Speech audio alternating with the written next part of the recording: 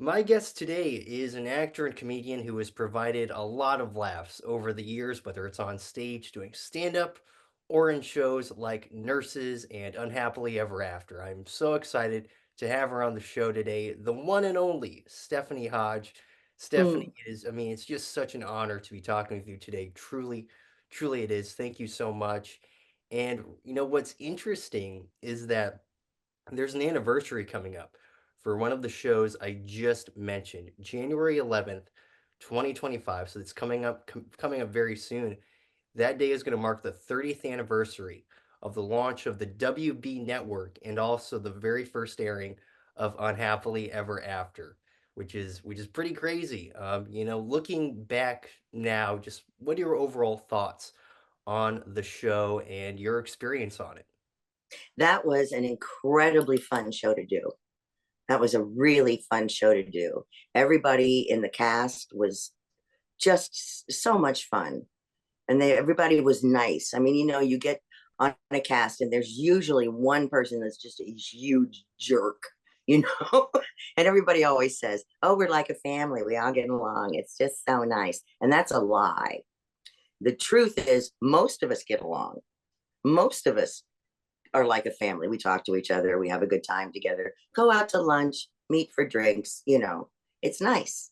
And there's always one person that's just the most difficult person to get along with, never satisfied, always argues about their lines, doesn't like their wardrobe, just oh, it's just so you just want to flick them, every time you see them, you just want to right on the temples. And there was not that on this show. And unhappily, there was nobody that was like that. So that was the first blessing that we had. And our creators were wonderful. Ron Levitt was, oh my God. They were funny and kind and asked us what we thought, which is unusual. Now it's not so unusual, but at the time, that was not something that creators, producers, writers really did very often. And it was that was a privilege that we were given, and we didn't abuse it. I mean, we were respectful and serious about it, which was fun because you have this very silly thing that you're doing that the basis of reality in it is non-existent. And we would walk into work and we'd sit down on Monday to read the script, and everybody sits at their places at the tables, and you begin to read, and you suddenly realize, oh well, okay, his mother's dead and we buried her in the backyard under the avocado trees that we have. No clue about any of this until that very moment. That's fine. We didn't mind. A lot of actors would say, well, where's the history of this? Where did that come from? How is this complement what we already know about the characters and the plot lines?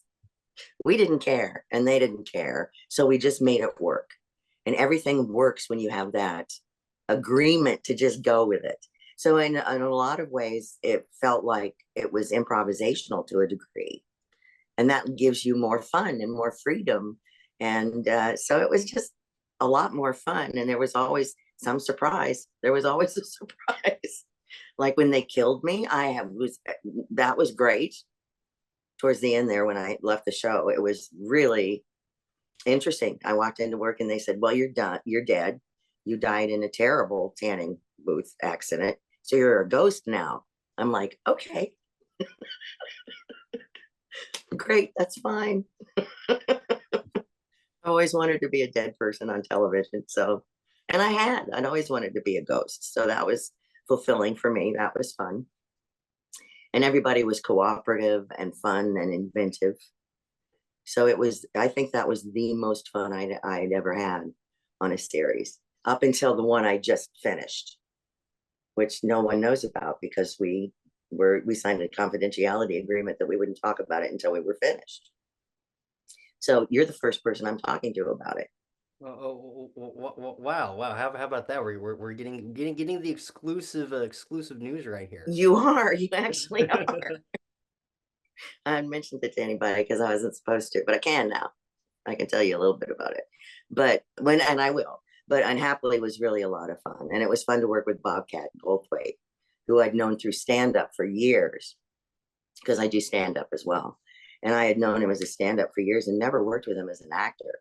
So when he came on the show, and I realized he was on the show to play Mr. Bunny Rabbit, Mr. Floppy, everything was great. Everything just opened up because he's a very creative guy, and he's a great guy. He's a good man.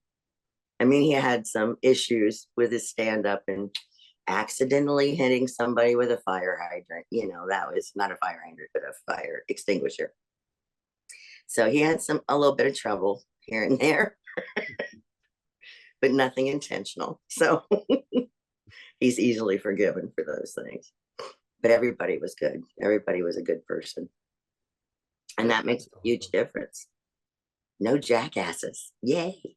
Yeah, absolutely. And I think just really what makes, for me, what makes the show so great, and you were kind of alluding to this, it doesn't take itself seriously at No. all. And unlike, some shows, they have morals or life lessons, there's none of that in this show. There's no continuity. I mean, it's just a lot of fun. There's fourth wall breaking all the time. It's, no, it's just, it's a fun, entertaining show. And there are such great fun moments. I can't even explain how fun they were to you. Like I'm opening the script one day and they said, "Oh, well, you're going to come down the stairs singing Lady of Spain and playing the what is that thing?" I had no idea how to play this instrument, and I can't sing for crap. But by the end of the week, I could play the instrument and sing. So you tell me how that stuff happens. It only happens when you're having a whole lot of fun. And we had a variety of directors on that show. And normally, when you have a variety of directors, it can become sort of misjointed, disjointed and halting at times. Not with these directors. It just went as smoothly from one to the next, back to the first one, then to a third one. And it was great. It was a great experience to have all those different directors because you learn from each one. And so each one taught me something different or showed me something unique that was really priceless. So it was just my favorite thing up till now. I heard that Joe Napodi was supposed to be in the show. I think at one point. Can you verify that at all? Yes, that's true. I don't know what happened. I have no idea what happened with Joe. I really don't. That's one of the beauties of television is you're in a room with people, you leave, you come back the next day, it's different people.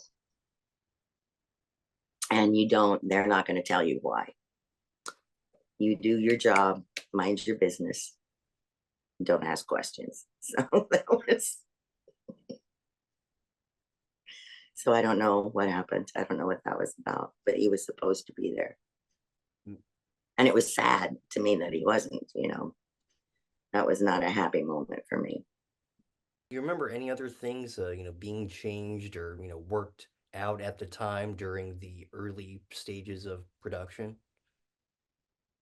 Well, it was interesting because Joyce Van Patten was on early on Yes. in the show as my mother. And I loved Joyce Van Patten, absolutely loved her. And she was such a great addition.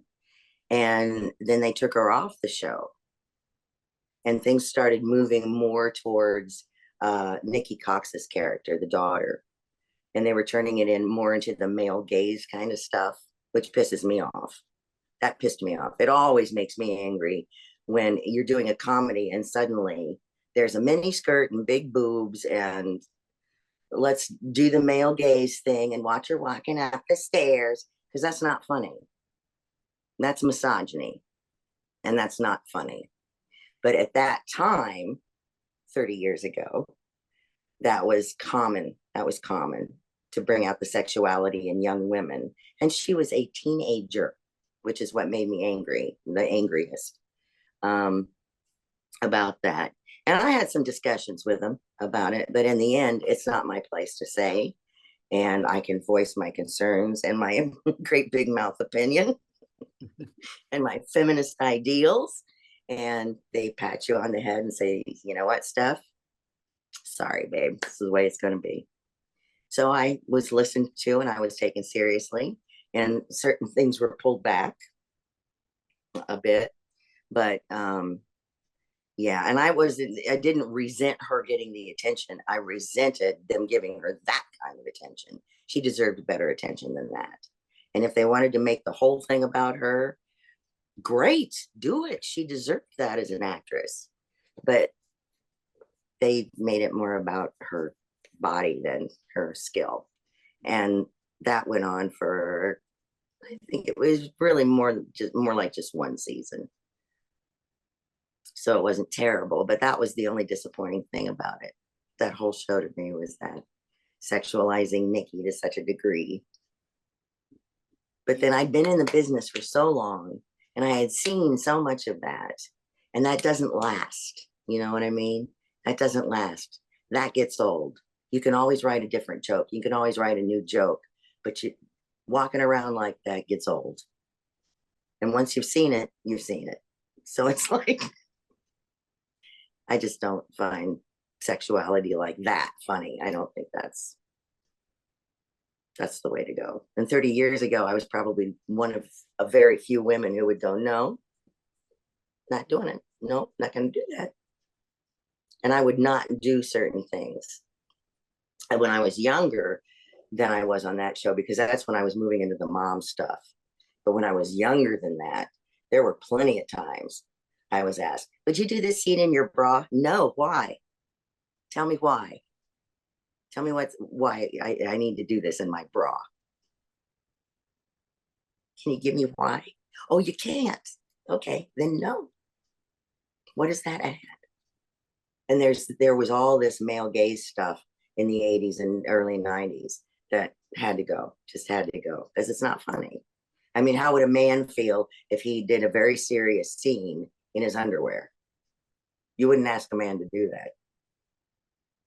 So that was a moment of, oh, poop. You know, that was a really, let's not do this. And Nikki wasn't real thrilled about it, but she went along with it because she was a teenager and wanted to please and was the sweetest kid on the block. She really was very sweet, very innocent. Just wanted to do her job. I got no bones against Nikki. She's a lovely person.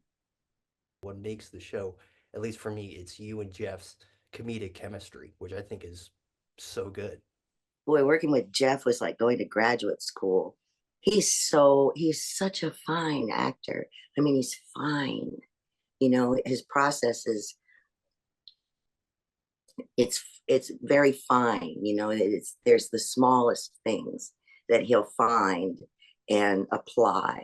And he taught me how to look at the tiny things and find those tiny things and utilize those so that one small thing makes this massive difference. And this tiny little thing can get a huge laugh, you know, and it's just, he taught me so much and he taught me not to be afraid. I was still kind of afraid of doing just letting go when I was on that show. And he taught me not to be afraid anymore and just to do anything, whatever came to my mind, just do it without any fear, without any trepidation. And I still feel like I owe him so much because he was so good. He is like he's dead. He was so good. He is so good. And he's an extremely intelligent man.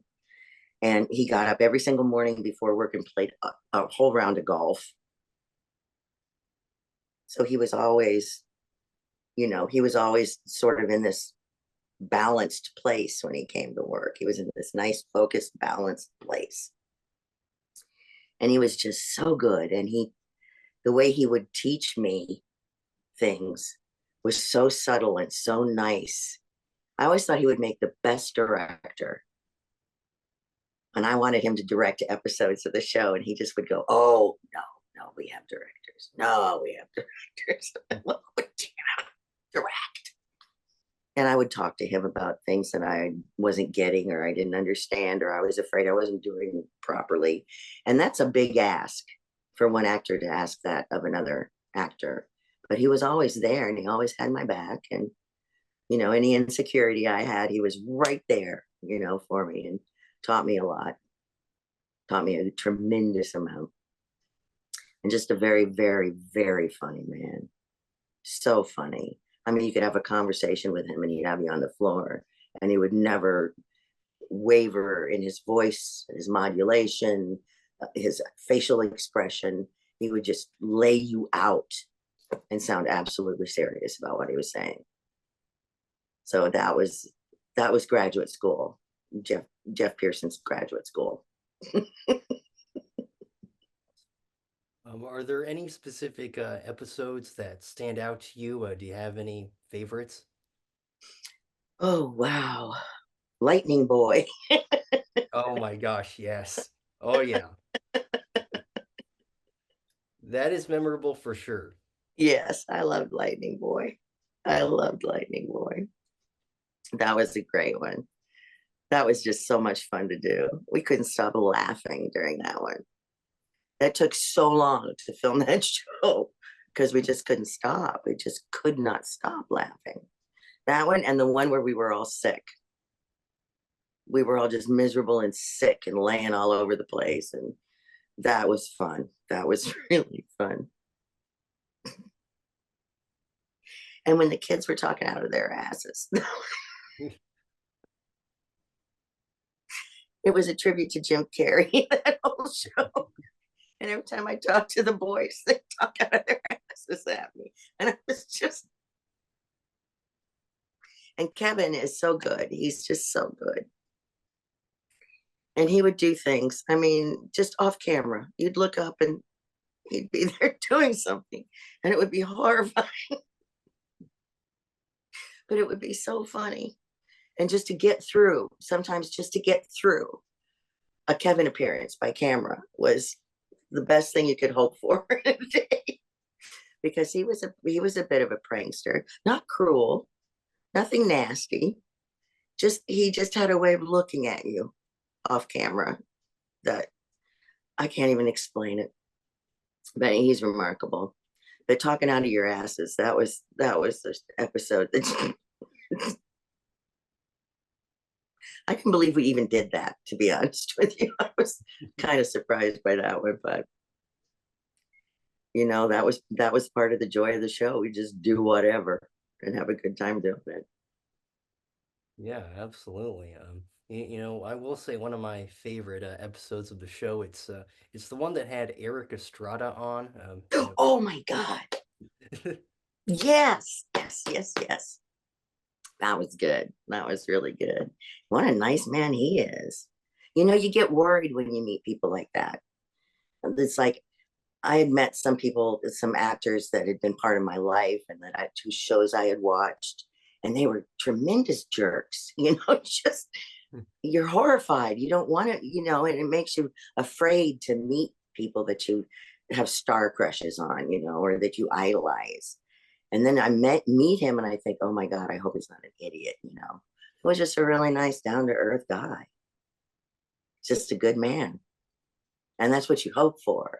And he was a lot of fun, and he was very, very funny, and that was a fun show to do. That was really fun. That was good. Yeah, And the yeah. one we did with Jack A, she was. I did an impression of her for her. She didn't like that. But everybody else kept egging me on. Do it, do it. You do such a good one. And I went, hey, Jack, I do an impression of you. Do you? Never again. Yep. I think I offended her. I didn't mean to offend her. She just went, and walked away. So that was not good. But yeah, Eric Estrada. I love that show. I love the show. So meeting him was like very cool. That was the best, but that's always fun, is when you have a guest star and they have a good time. And he had a good time. He had a lot of ideas too, and we did some of them, which was really nice. That was nice. Yeah, it's awesome. It's awesome. Have you kept in touch with anyone from the show?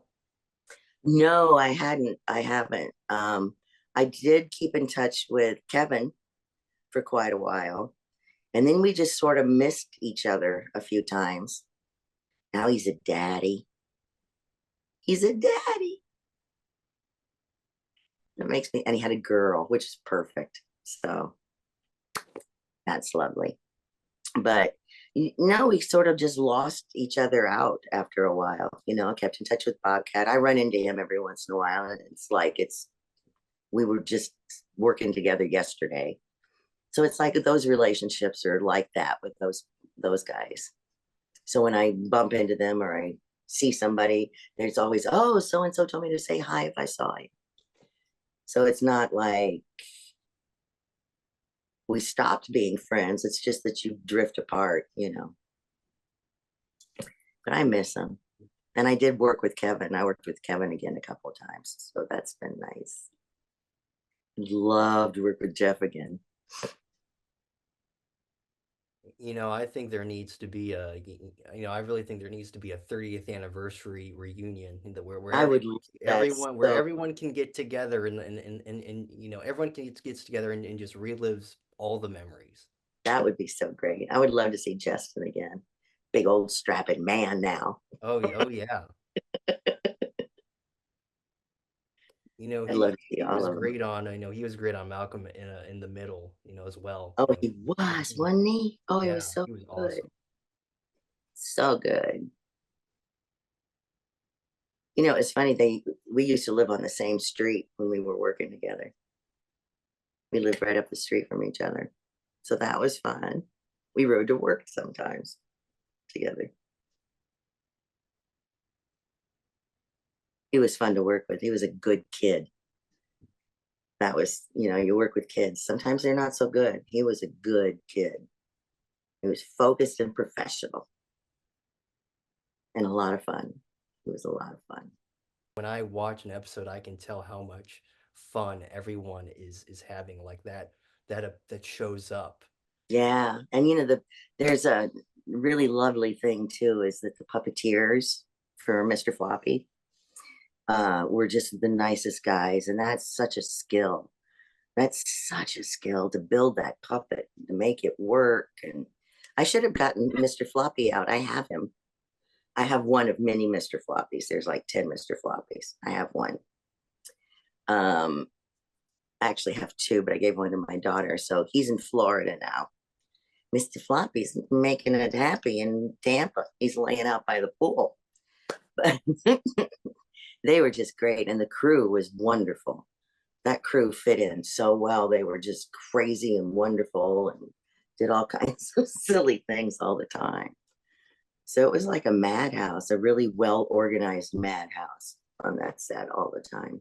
Let's get into this new project that you're now allowed to talk about. How did this all come about? Well, it was really bizarre because I got this audition and they wanted me to improvise a scene or two, and they gave me the beat. That's all I had.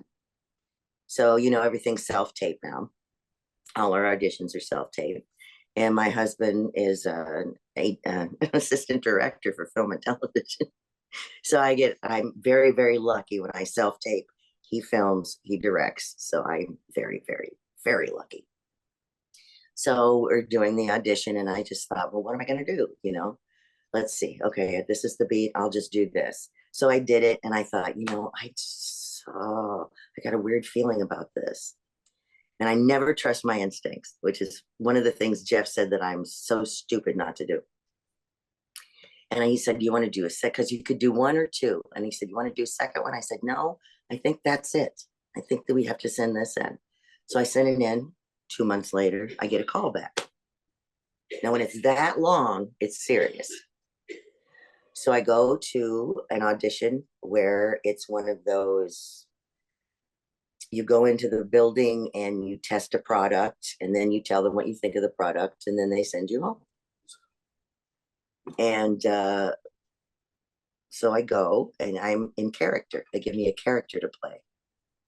So I go and I play the character, and we watch the preview for Beetlejuice, Beetlejuice, Beetlejuice. And I just said it 3 times. And they asked me what I thought of it, and I told them. Then I go home, and then I get a phone call a week later saying I'm in the mix. So I wait, and I get a call, and they're going to let me know in a week. And I get a call in a week saying they're going to let me know in 2 weeks. And I get a call, they're going to let me know next month. So I'm ripping my hair out of my head and deciding whether or not I should get my face tattooed. And they called me and said, "Oh, you got it." Well, what is it? It's an improv show. What? It's a television series, but it's all improvised. What? So they said, "Have you ever seen The Jury on Amazon?" Ah. So I watched The Jury again. Have you watched it? No, no, no, no. What's it? What's it about? It is a show where every single human being on the show is an actor. And they give you beats to follow, and then you improvise around those beats. And one person on that show is not an actor. One person on that show is a civilian who we call the hero. And they are put in a situation, and everyone around them who is an actor improvises around this person to get them to perform a task on the eighth episode. And if they perform this task, they are a hero.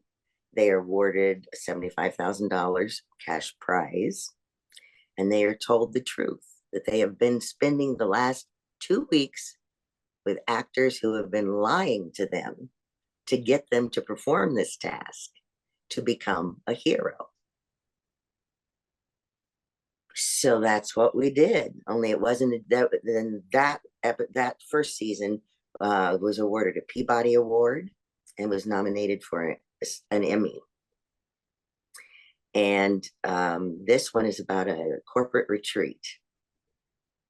So everybody's an actor. We're at a corporate retreat, except for one guy who's our hero. So that's what it is. And they're editing it right now. We just finished. And that's not even have a working title. The working title is The Retreat, but we don't know what they're going to call it for sure yet. But if you watch The Jury, you'll get it. It's the most amazing process to be somebody else, and you're somebody else pretty much 24/7 for 2 weeks. Because we go to a camp, we go to a retreat, and we actually fulfill the duties of the retreat. We go to seminars, we do the corporate retreat games, we do the whole thing. And what we do is we convince this guy to stop our boss from selling the company. He doesn't know any of us on day one. But at the end of 2 weeks, he has this monumental task to stop our boss from selling the company. And 13 strangers have to convince him to do this. I can't give any details. That's as much as they'll let us say. But it's the most amazing experience. I have never worked with actors like this before in my life. I have never, I mean, oh my God. I can't even explain it. It's so hard to explain. You can't even explain it. Until you do it, you don't really get it. And once you do it, you can't explain. I mean, I can tell you what we did. I just told you what we did, but I can't explain to you what it's like. Look at this. This is my water bottle. See? It says Helen. Helen decorated my water bottle. This is who I was. Helen permanently decorated my water bottle. I came home. We got one day between the first week and the second week to come home for a day. And I came home, and my husband's here, and he's talking to me, and he's going, Stephanie, Stephanie, Stephanie, Stephanie, Helen. And I went, what? Did not respond to my own name. I didn't respond to my own name. I wore different clothes. I wore different pajamas. We would take turns staying up at night and watching movies or playing. We we played a lot of Uno. Nice, nice. And there's 13 of us in the cast, the direct cast. And then there's like a whole world of people there that are there's cameras hidden everywhere. So you're on camera constantly, and you eat on camera, and we went swimming on camera, and we went to the seminars on camera, and we just walked around on camera. So it's night, and it's like you we were getting up at 4 o'clock in the morning to go over the changes in the script. If something we didn't hit a beat on one day, we'd have to reorganize and hit it the next day. Or we sometimes we'd drop a beat and pick up a new one. So from day to day, we had to moderate the next day based on what we did the previous day.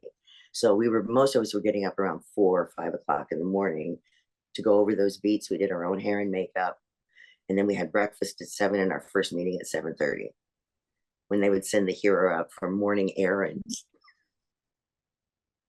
So all these people come crawling out of the hidden spaces, and out and we would have this meeting, and then hero's coming back, he's coming back. So everybody would run and hide. So we were our characters pretty much from 7:30 in the morning until we went to bed. And it was the most amazing, wonderful experience I've ever had. Every actor in the world should be able to have this experience. It just changes the way you view acting. It changes the way you do it. It makes it so much more personal. This is the best experience I've ever had. It was so much fun. It was crazy. It was just crazy. I'd do it again in a heartbeat. And I have friends who are actors who have, now that I've started to talk about it, who have said to me, how can you do that? How can you be a character? What about how much they paid you? Oh, screw how much they pay you. This is an opportunity. This is like beyond graduate school. This is your master's degree. And it's amazing because so much of yourself, you have to talk, Oh, the hero asks me, do you have kids? Oh boy, do I have kids. Helen has kids. Like I have a daughter. Helen has two stepsons. You build this story, and they'll give you a beat to start from, but you have to build the story. You have to remember every aspect of that story and not make a mistake and invent these wonderful things. And it's such a marvelous. Imagine if you can reinvent your whole life. Just imagine, and you could tell it to somebody, and it would be true for 2 whole weeks. It's amazing. It's just this amazing gift. It's so great when you're able to have those, those really rewarding experiences. Yeah, yeah. It's amazing because I've been on series, and I've done stand up specials and movies and plays, and entering into this,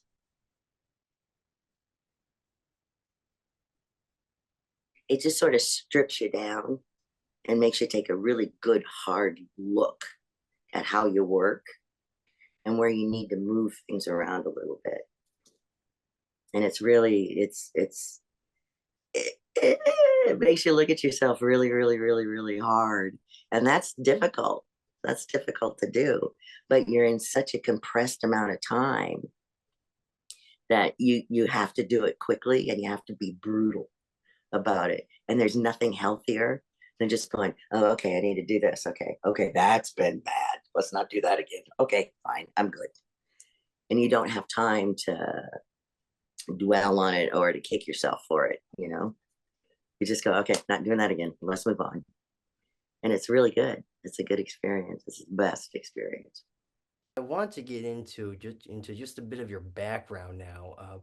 I read that you're from the town of Wilmington, Ohio. I'm curious. What was life like growing up there?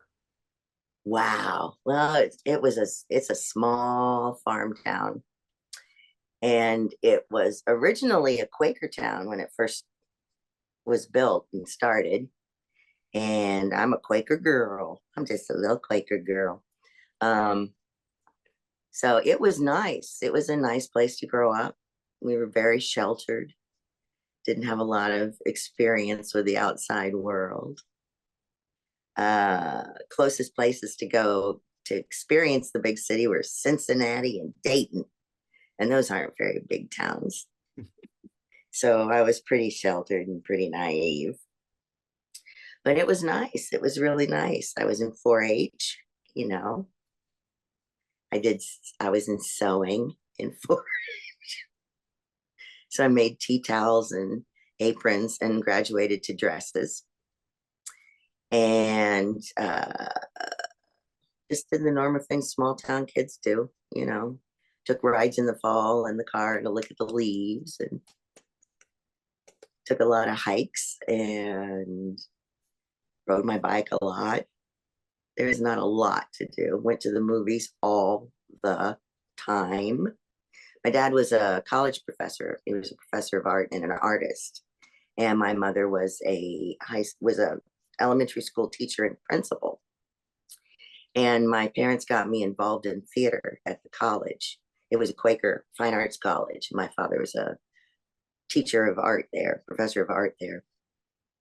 And they got me involved in summer theater when I was about 3 years old. And the first play I was in was Tea House of the August Moon. And they dyed my hair pitch black to be in there. I played a little girl in there. And so that was my very first play. And I liked it. It was fun to dress up and be somebody else. So I did summer theater, and that's how I got involved in theater.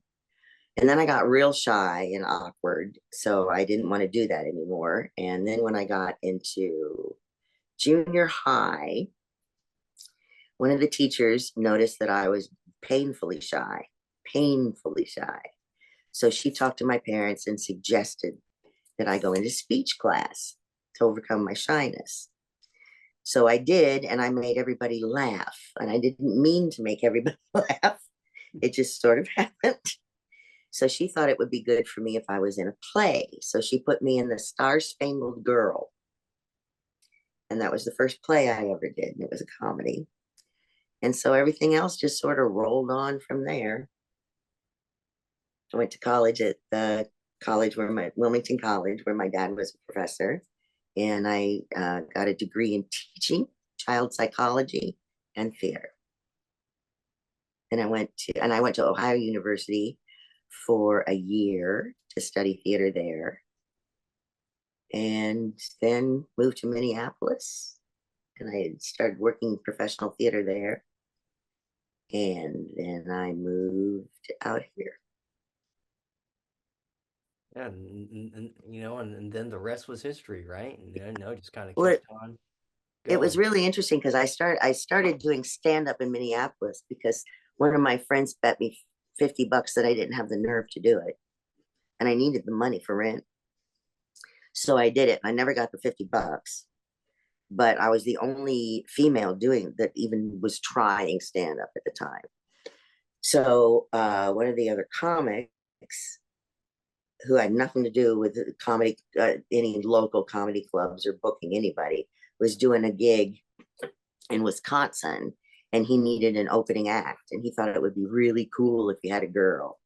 So since I was the only one, he asked me to do the gig with him, so I did.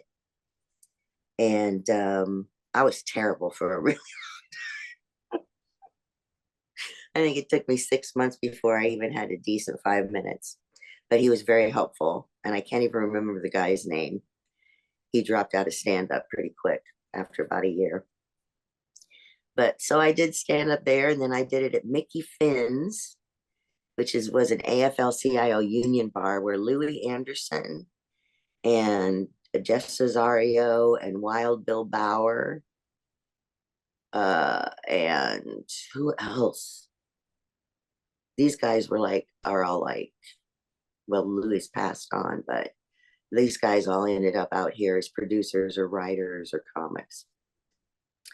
So they helped me out at Mickey Finn's because nobody else would let me go up anywhere. And then I was part owner of one of the clubs because I had the money. That's the only reason. I had the money. The guys didn't have the money.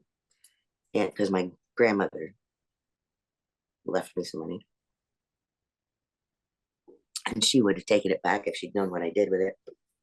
So I was part of owner of a comedy club there, and I started acting out there. Got my union cards out there, and then I moved here. And I got really lucky because I went down to the Improv one night, and I had been on the road touring doing stand up for, I think it was about 10 and a half months out of that year, just to pay my rent so I could live here, which I wasn't doing because I was on the road. So I had decided I was going to move back to Ohio and be a teacher that day. And I was just going to go down and do a set before I moved. And that night, Danny Robinson from APA agency saw me on stage and asked me if I'd like an agent. And I said, sure, why not? And so he signed me that next Monday. And then that next day, I had an audition for nurses, and I got the show. And then the rest is history. I mean, seriously, what a journey you've Isn't had. that bizarre? It's like everything was Right? just one step, Amazing. one step. And there was somebody there every step of the way going, how about this? How about that? How about this? It was like it was somebody who was holding a hand out every single time, going, let me help you. I've been really blessed, truly blessed. I know that growing up, you listened to Cheech and Chong and Rusty Warren. Yeah. In what ways would you say did they kind of influence you, in your career and with your comedy? Well, my dad was sitting right there playing those records for me. And he introduced me to those people and to, just Alan Sherman. He introduced me to every comic that was on a record he could find because he enjoyed it so much, and he just thought I would because I was a goofy kid. I was just a goofy kid. I was always doing something goofy and crazy with my dad. And I think it was just the idea of how everybody how everybody in the audiences, and when we watched on TV and stuff, everybody in the audiences were so happy. They just made people happy. And I think that that was all I really wanted to do, was see people happy, and making people laugh made them happy. So that was really all that was just my goal. I just wanted people to be happy. It was such a small goal, it seemed like such a small thing, but that was my whole big thing. I just wanted people to be happy.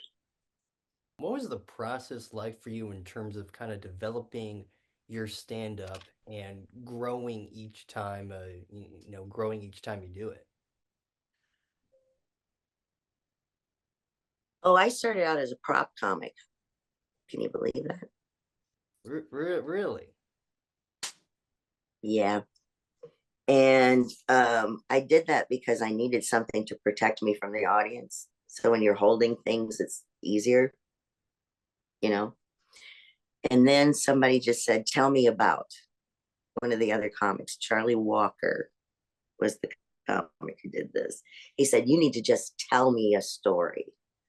He said, like when we're just sitting around having a drink or talking. He said, "You tell hilarious stories. Why can't you just tell me a story? You'd be so much better off."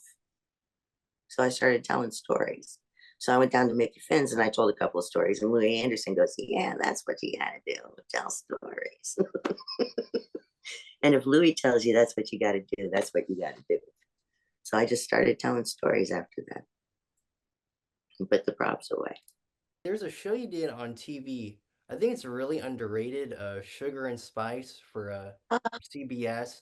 Vicki Lynn Reynolds, Loretta Devine. I think it's some very underrated work there. Yeah, that was a wonderful show. Vicki Lynn and Loretta are so great. They're dream girls. They're the original dream girls from Broadway. And that was such a sweet show. It really was a sweet show. And Dana Hill was on that show. But Vicky and Loretta were just, that was amazing working with them. I was awestruck by those women. They're very, very talented. And my God, they would just burst out in song. And it was like, when I die, this is what I want to hear. This is the noise I want to hear when I die. I want to hear these two women singing. Amazing. And that was a very sweet, cute show. It was a good show. He did this slasher film called I Am Madman, and he did that as well. Yeah. And I think I'm pretty sure for you it was a pretty cool experience considering know that you're a fan and whatnot. Oh, I love horror movies so much. I want to do more of them, but I never get to audition for them. They're just, I don't know why. I should ask my people, come to think of it. But I don't know. I just, they're just so much fun. I love horror movies because I know that's never going to happen. You know what I mean? I know Satan is not going to rise up through my kitchen floor and like sprout teeth with hands and choke me to death. I know that's not going to happen. So I just think they're fun. I think they're fun and funny and silly and wonderful. And just doing that one was that was so much fun. I just love that stuff. It's so silly and ridiculous. Do you have like any favorite horror movies or horror TV shows that you're fond of? Well, I like Alien, the first Alien movie. Really fun. That was really fun. That one scared me. And it was funny because I came home from the movie that night and I opened my coat closet and I had one of those old vacuum cleaners with all the hoses and stuff. And it was in that closet and I hadn't turned all the lights on. So when I opened the closet to put my coat away, I saw those hoses on my vacuum cleaner. It scared the crap out of me. Oh, I screamed out loud. My neighbor came running. What's the matter? Nothing, vacuum cleaner. I saw Alien, so now I'm like, think my vacuum cleaner's an alien. But I love that movie. And Creature from the Black Lagoon was my all time favorite horror movie, all time. Saw that when I was a kid, loved it. It's a great romance. It's a wonderful movie. And Leech People, love Leech People. That's a good movie. I love the Leech People. Alien, I love. Oh, Jack Black's new one, Dear Santa. That is so cute. Kid with dyslexia writes his Christmas letter to Santa, only he sends it to Satan. Jack Black shows up. Very cute. Very funny. Very fun. Really like that. Did this amazing show called My Talk Show, and Oh, so it was so ahead of its time, it was. and I came across this episode on YouTube, and it has William Shatner in it. It's one of the funniest, most amazing things I think I've ever watched. It's amazing. I really had to kiss him. Yes, yes, you did. I kissed William Shatner.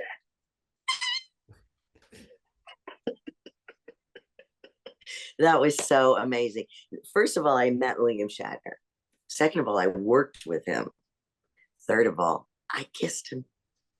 Okay.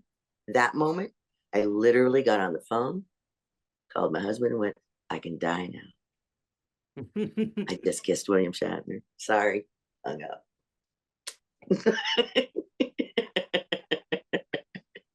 I'm calling everybody I know. Kiss William Shatner. Boom.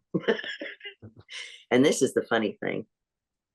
I followed him on Instagram. And one day, just out of the blue for fun, I messaged him and said, I kissed you on my talk show. I had on a bald cap and he goes, I remember you. And we chatted. And I was, this is crazy. We chatted on Instagram about that 30 Wow. years later. That was pretty, I was impressed that he remembered. Even if he didn't, even if he was lying, I'll take it. But that was pretty cool. And Mr. T was on Yeah. that show. That was pretty cool. And who else was on that show? Oh, um, Herman from Herman's Hermits.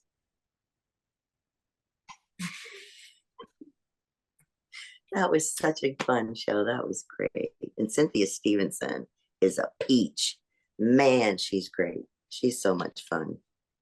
She's so funny. She's so I think it's really cool that you grew up in a small town in Ohio, and then you end up doing, all these super cool things. You're on TV, you're doing all these shows, you're in movies.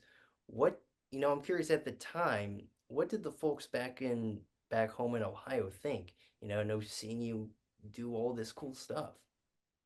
It's interesting. I would say about half of my hometown has been really loving and supportive, and just they feel the same way about it that I do, that it's just crazy.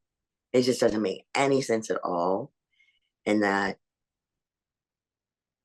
it's like it's a miracle. It's miraculous. There's just no way this goofy kid from this little town in Ohio came even got here, much less did these things. It's just insane. It's a miracle. It's bizarre. And then I would say there's the other half is pretty resentful. And if I don't work for, like, say, a month, I'm a washed up, bitter has been who never deserved any of it anyway. And I'm snotty and I've gone Hollywood, which I don't even know what that means. And I'm snotty and I think I'm better than everybody, which is kind of hilarious because I don't like fancy things and I don't go to parties. And, they accuse me of having slept my way to what? The middle? I don't know. They say terrible things to me and about me. Yeah. I don't understand that. I don't get that. And none of them are friends of mine. They're not my friends. They're just people who live in my hometown. But I got a lot of support too. I got a lot of support. Like the people that know me have always been supportive. People I went to school with and stuff, you know, because I go back and we hang out and do the same stuff we always did. Go sledding and take hikes and goof around, do all that same stuff we always did. Go ice skating on the pond. And it's just because I get, it's when you're raised in the Midwest, there's a certain ethic that's given to you when you grow up and that is driven into you every day of your life. And it's the best ethic in the world. You live your life, you do the best you can, you be kind to people. If somebody's crappy to you, just walk away. Let them be, walk away. If they do something awful and cruel and horrible to you and it's illegal, take legal action against them. But if you can, but just walk away from the negative stuff. You can't change people, just walk away. Don't get into big fights and don't try to change people. Just do the best you can by them. And if it's not going to work, it's not going to work. But always try to do your best and be the best person you can. If you screw up, own it, apologize, try to make up for it. If you can't, just say you're sorry and ask what you can do. So there's that whole ethic. It's a work ethic, it's a human ethic. And so in a lot of ways, I've never acclimated to being out here, and I'm not good at schmoozing. And I can't step on the next guy to get over him, I can't do it. I'm bad at that. A lot of people have told me I'd be a lot farther along in my career if I would just be shrewd. And I don't like that.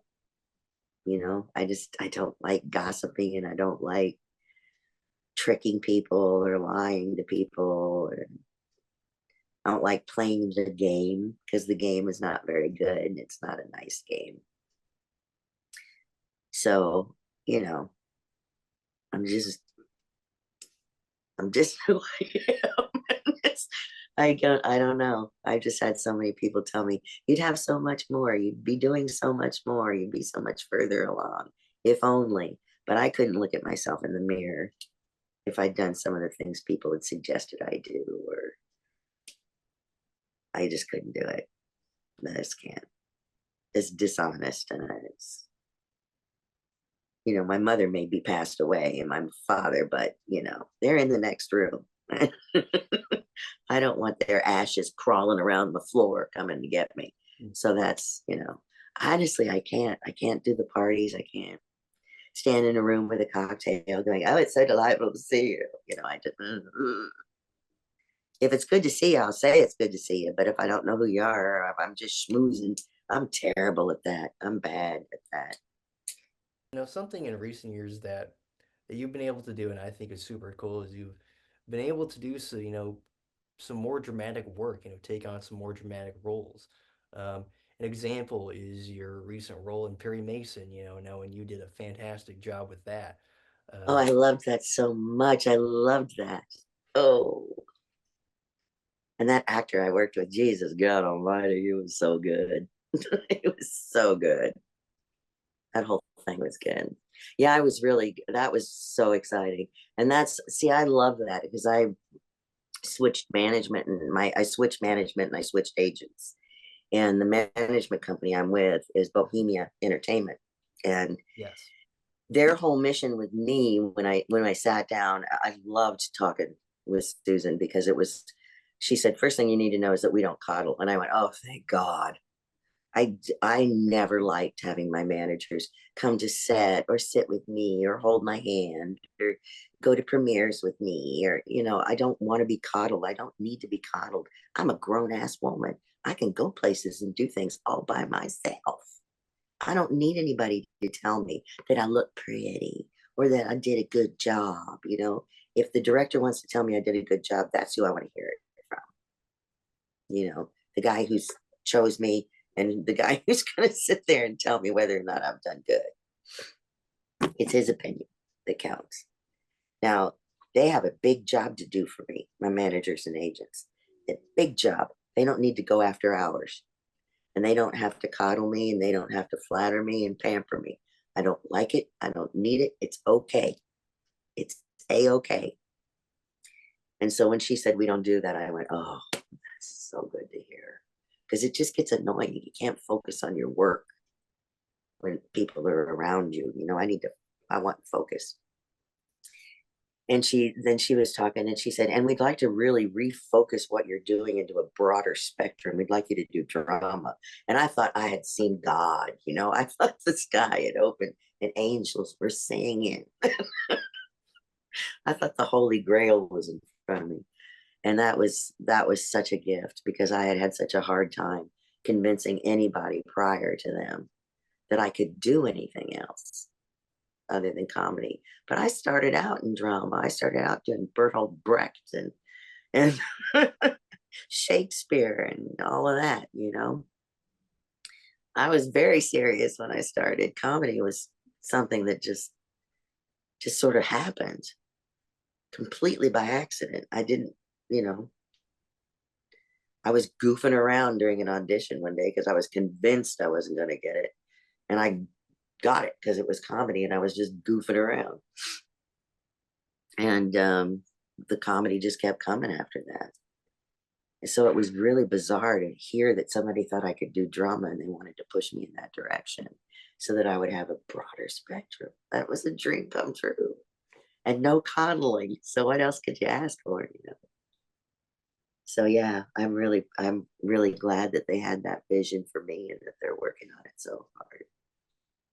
Whether it's drama or comedy, I mean, you always make your mark on whatever production you're working on. And you've said before in the past that you really enjoy being a character actor. What do you find most rewarding about that, about being a character actor?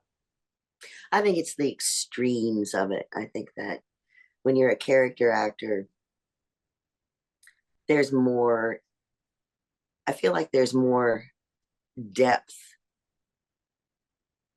to what happens to the character internally.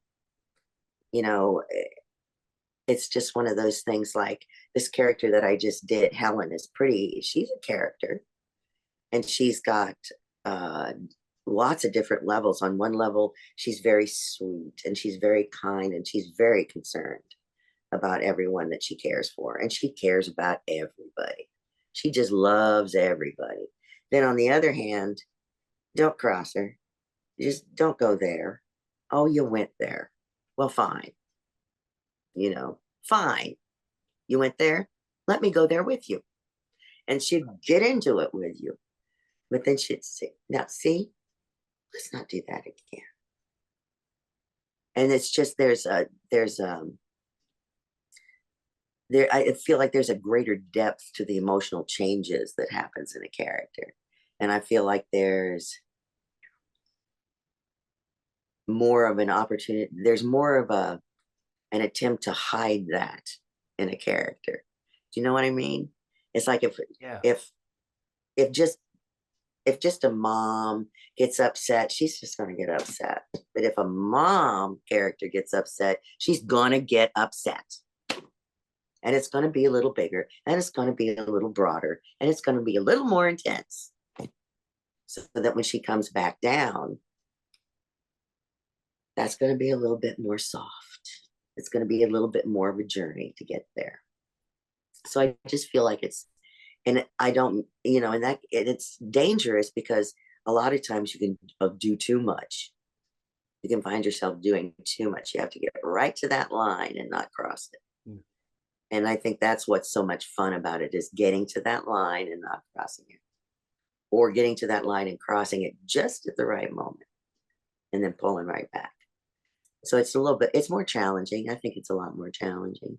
How often do you get how often do you get recognized, in public? Like do people come up to you for like autographs or like, oh my gosh, I remember you from Nurses or whatever, Probably 3 to 5 times a week.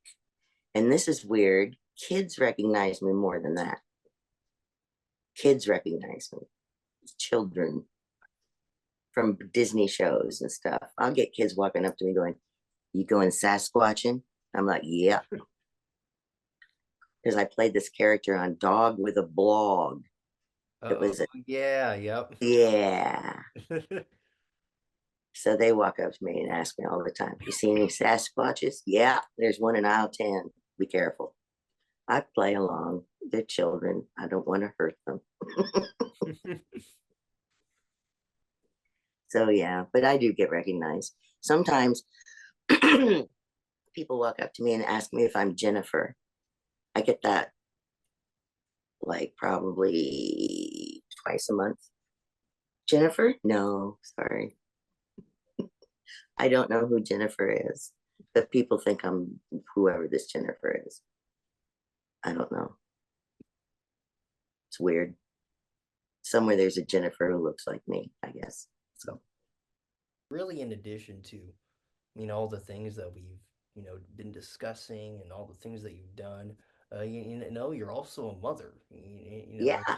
as you've mentioned a couple times, no, I really wanted to ask you, what's that journey been like for you? Raising your Mm, daughter and seeing her grow up. that's the best thing in the whole world, having a child. Nothing else compares to it, and nothing else is as important or enjoyable or difficult as or frightening as or worthwhile. Nothing's like it. It's the best thing. She's definitely her own person. And I'm so proud of her. She's so much her own person. When she was little, people would always ask her, "Are you going to be an actress? Are you going to be an actress?" And she would go, "No, that's my mom." You know, right from the get go, she was like, "No, that's mom." "Oh, are you going to be a comic?" "No, that's mom. I'm Harper. That's mom."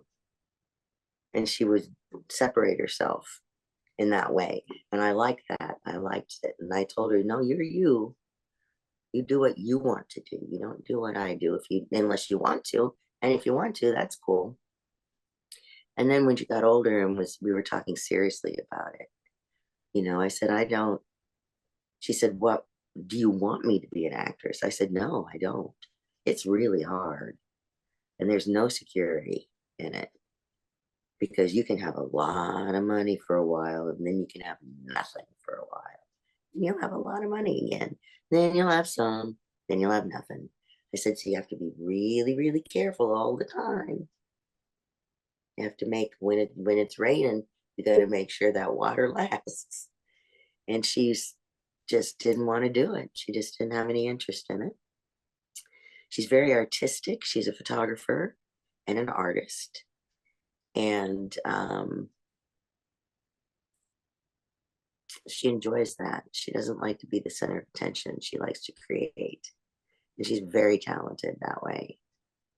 So that makes me really happy. My dad was an artist. And I wish he had lived long enough to see her art. She was 3 when he passed away. And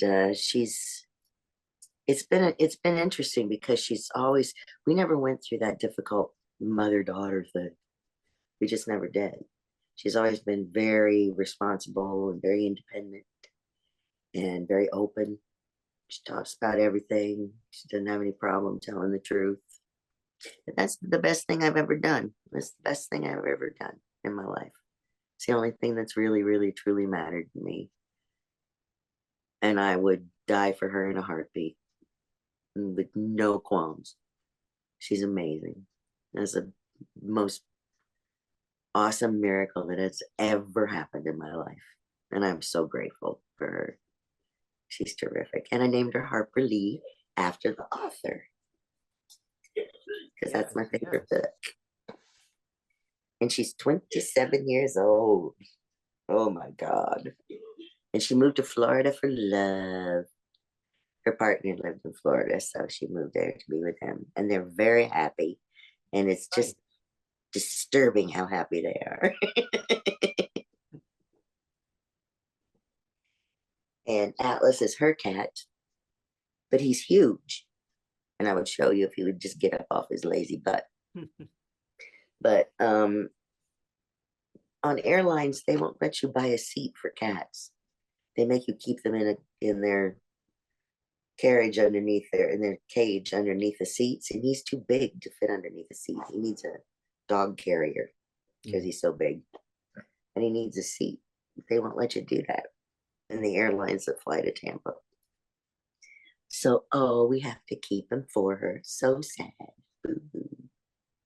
I love this cat. And it's nice to have something that's hers too, But she's good. She's a good kid.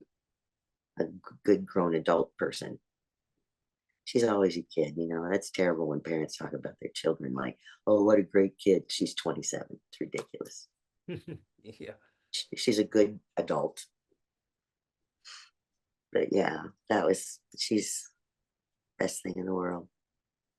I give up everything in the world for her. It sounds like she was raised by a great mother. Since it sounds like you did. It sounds like you did a fantastic job of parenting. And that's all. So. Well, I tried. I did. It's so funny because there were moments where you find yourself starting to do something that your mom did to you, and I would stop and think, okay, that hurt me. That was not a good thing Wanda did. So I'm not going to do that to Harper. What shall I do instead? How about we ask her? I would ask her a lot of questions.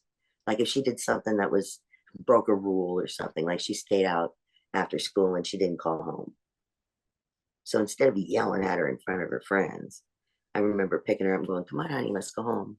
Then in the car, I'd say, what should I do? Because you've been missing for 2 hours. Your dad and I have been absolutely terrified. You didn't call us. You broke the rules. What should I do?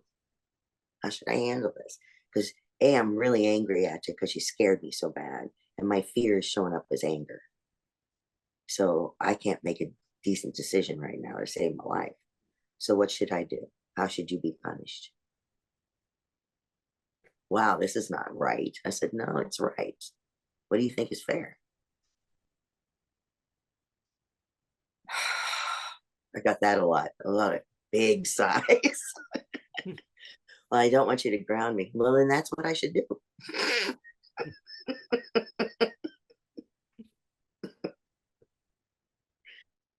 And then she would go, Mom. I'm like, yeah.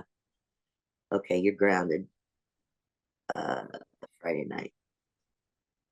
Okay. I'm like, well, I need something. Okay, you're grounded Friday night. Jeez.